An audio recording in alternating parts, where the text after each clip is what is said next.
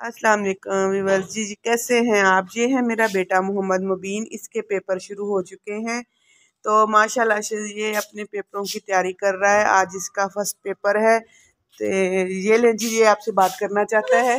अस्सलाम वालेकुम गाइस, मेरा नाम है मोहम्मद मुबीन और मैं पढ़ता हूँ 6th क्लास में।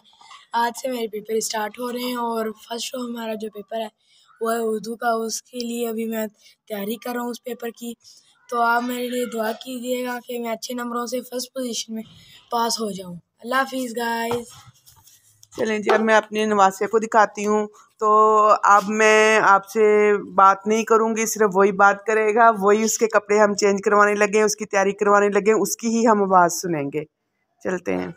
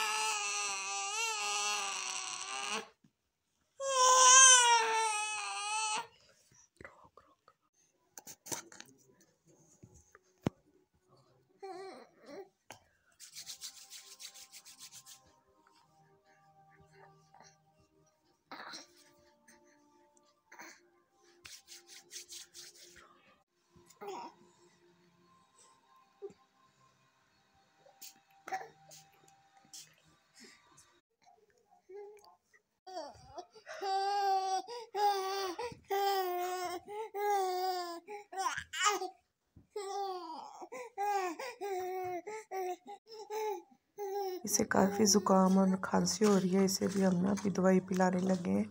अल्लाह इसे सेहत और तंदुरुस्ती अता फरमाए।